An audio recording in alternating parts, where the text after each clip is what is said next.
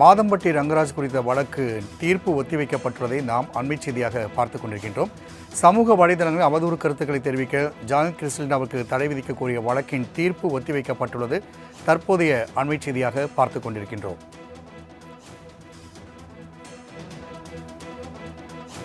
இதுகுறித்து மாதம்பட்டி ரங்கராஜ் தொடர்ந்த வழக்கினில் தீர்ப்பின் தேதி குறிப்பிடாமல் சென்னை உயர்நீதிமன்றம் ஒத்திவைத்துள்ளது தற்போதைய அண்மை செய்தியாக பார்த்துக் கொண்டிருக்கின்றோம். யூடியூப் சேனல் தங்களை பற்றி அவதூறு வீடியோ வெளியிட தடை விதிக்க வேண்டும் என மாதம்பட்டி ரங்கராஜ் வழக்கு தாக்கல் செய்திருந்தார். இந்நிலையில் இந்த வழக்கின் தீர்ப்பானது ஒத்திவைக்கப்பட்டுள்ளது. கூடுதல் விவரங்களை செய்தியாளர் கிருஷ்ணமூர்த்தி வழங்க கேட்கலாம். கிருஷ்ணமூர்த்தி, மாதம்பட்டி ரங்கராஜ் தொடர்ந்த இந்த சமூக வலைதளத்தில் அவதூறு பரப்பு குறித்தான வழக்கானதின் தீர்ப்பு ஒத்திவைக்கப்பட்டுள்ளது. கூடுதல் விவரங்களை பதிவு செய்யலாம். வணக்கம். தன்னை திருமணம் செய்து ஏமாற்றி விட்டதாக சமையல் கலைஞர் மாதம்பட்டி ரங்கராஜுக்கு எதிராக ஆடை வடிவமைப்பாளர் ஜாய் கிறிஸ்டினா காவல்துறையில் புகார் அளித்ததுடன் சமூக வலைதளங்களிலும் பல்வேறு பேட்டிகளை அளித்து வந்திருந்தார்.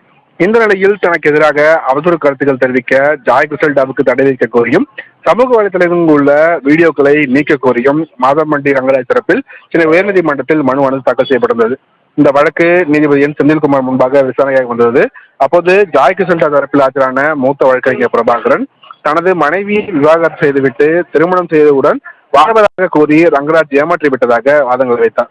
சமுதாயத்தில் செல்வாக்கான மாதம்பட்டிக்கு எதிராக புகார்கள் மீது 1000 விளக்கு மகளிர் காவல் ஆணையத்தில் விசாரணை போலீசார் நடத்தாமல் அவரை அனுப்பி வைத்ததாகவும் நிறைமாத கர்ப்பிணியான கிறிஸ்டினாவை 8 மணி நேரமாக காவல் நிலையத்தில் உட்கார வைத்திருந்தார் எனவும் குற்றச்சாட்டு வைத்திருக்கிறார்.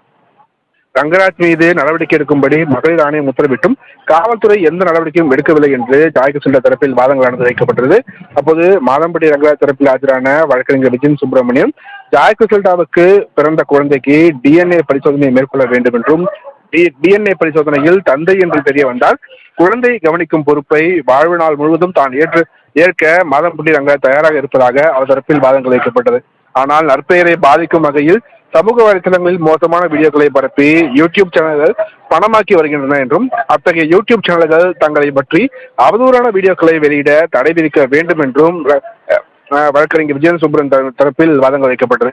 இரு தரப்பு வாதங்களையும் கேட்ட நீதிபதிகள் உழைவாயை அடைக்கலாம், ஊர்வாயை அடைக்க முடியாது என்று கூறி வழக்கில் எழுத்துப்பூர்வமான வாதங்களை வருகிற 14ஆம் தேதிக்குள் தாக்கல் செய்ய இருதரப்புக்கும் உத்தரவிட்டு வழக்கின் தீர்ப்பை தேதி குறிப்பிடாமல் தள்ளி வைத்திருக்கிறார் ராம்குமார். கிருஷ்ணமூர்த்தி, தகவலுக்கு நன்றி.